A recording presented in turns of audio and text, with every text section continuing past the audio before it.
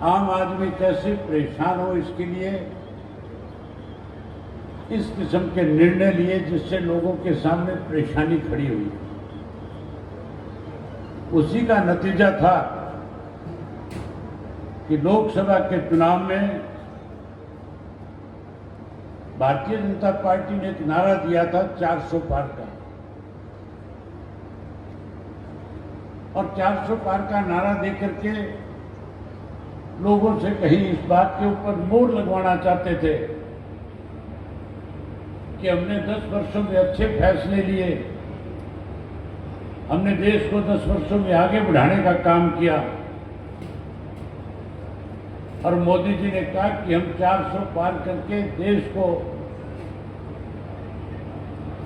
2047 के अंदर और आगे बढ़ाना चाहते हैं, विकसित भारत बनाना चाहते हैं। लेकिन साथियों, चौधरी ओम प्रकाश चौटाला जी ने एक पहल शुरू करी थी इस देश के अंदर। आप सभी कार्यकर्ताओं को याद होगा, चौधरी देवीलाल जी का जन्मदिन था। हम हर साल चौधरी देवीलाल जी के जन्म दिवस को सम्मान दिवस के रूप में मनाते हैं। आज से 2 वर्ष पहले फतेहाबाद की धरती पे मनाया जा रहा था, और फतेहाबाद के अंदर अलग अलग राजनीतिक दलों के नेता जो कांग्रेस और भारतीय जनता पार्टी से दूरी बनाए हुए थे, उन सबको हमने निमंत्रण दिया, सबको बुलाया था। और चौधरी ओम प्रकाश चौटाला जी ने एक प्रस्ताव रख दिया था कि एक ऐसा तीसरा मोर्चा बनाया जाए, क्योंकि लोग कांग्रेस के 10 साल से दुखी थे, परेशान थे, इसलिए भाजपा की सरकार बना दी और अब भाजपा को सत्ता से बाहर करना चाहते थे। चौधरी ओम प्रकाश चौटाला जी ने प्रस्ताव रखा था कि हमें तीसरा मोर्चा बना लेना चाहिए, गैर भाजपा गैर कांग्रेस एक ऐसा संगठन बनाओ ताकि देश के लोग खुल करके उनके पक्ष में वोट डालें और सरकार बनाने का काम करें। लेकिन उस वक्त जो नेता मंच पे मौजूद थे,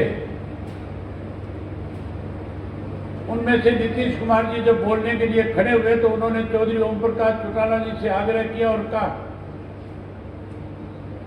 कि हम उस मोर्चे में कांग्रेस को भी शामिल करना चाहते हैं, भाजपा के खिलाफ एक को लड़ाना चाहते हैं, ताकि सत्ता का परिवर्तन हो, भाजपा से देश को छुटकारा मिले। चौटाला साहब ने कहा, मुझे परहेज नहीं, लेकिन मुझे कांग्रेस पे भरोसा भी नहीं, कांग्रेस के लोग बेईमान हैं, समय आने पे आपके साथ दगा करेंगे। जो जिस बात की मंशा चौधरी ओम प्रकाश चौटाला ने मंच से दोहराई, कांग्रेस पार्टी ने वही किया। सबसे पहले नीतीश कुमार को उस इंडिया गठबंधन से बाहर करने का काम किया। और जिस गठबंधन के लिए पहल जिस चौधरी ओम प्रकाश चौटाला ने की थी, उसकी पार्टी को शामिल नहीं किया। कांग्रेस की नीयत खराब थी, कांग्रेस नहीं चाहती थी भारतीय जनता पार्टी सत्ता से बाहर हो जाए, इसलिए कांग्रेस वालों ने जानबूझ करके एक षड्यंत्र के तहत लोगों की भावनाओं के साथ खिलवाड़ किया। लोग चाहते थे भाजपा सत्ता से बाहर हो जाए,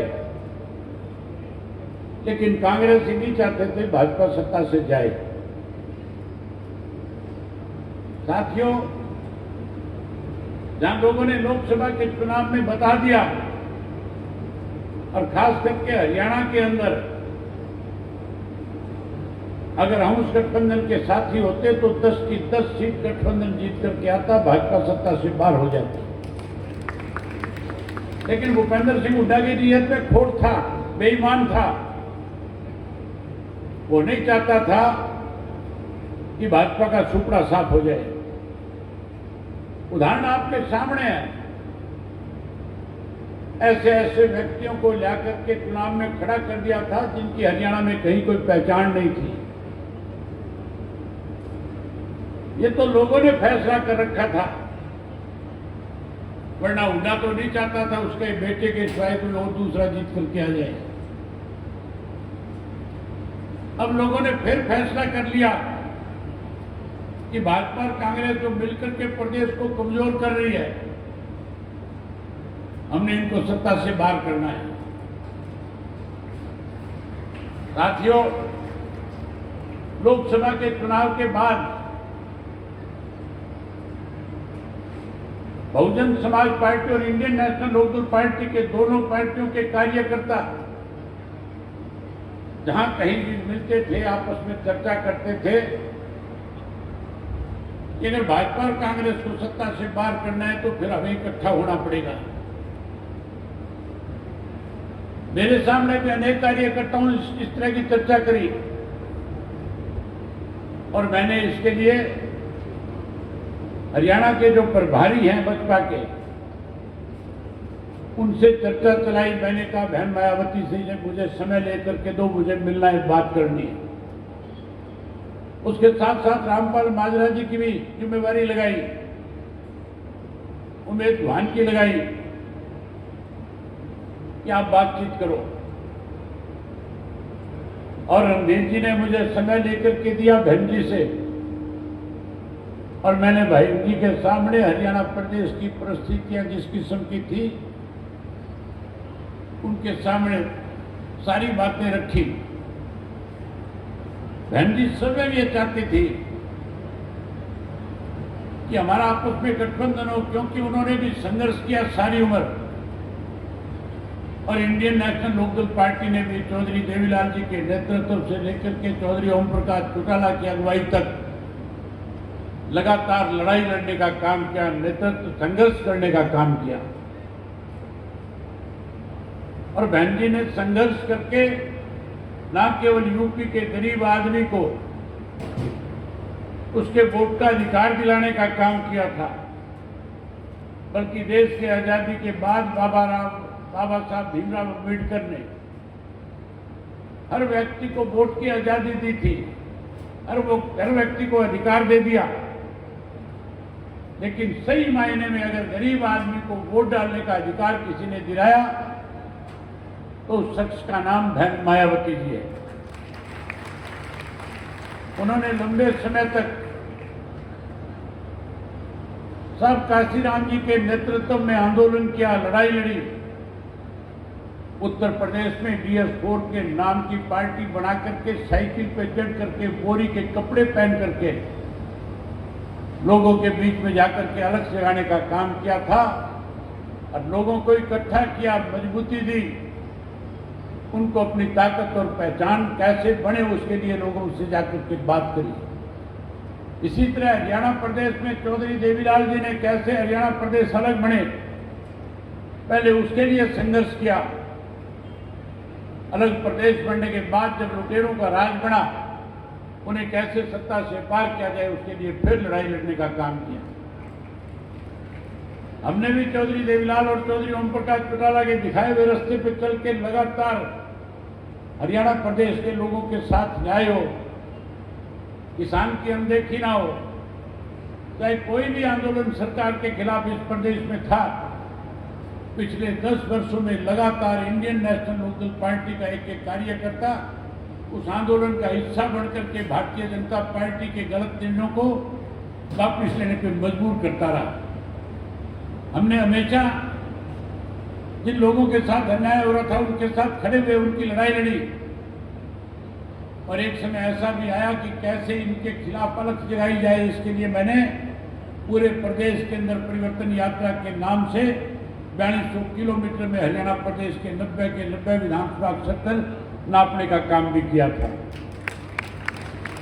हमारे सामने बहुत सारी अड़चनें आई, दिक्कत आई, हमें रोकने की कोशिश की गई, लेकिन साथियों, संघर्ष करने वाले व्यक्तियों के सामने अड़चनें खड़ी की जा सकती है, उन्हें रोकने का प्रयास किया जा सकता है, लेकिन उनकी मंशा को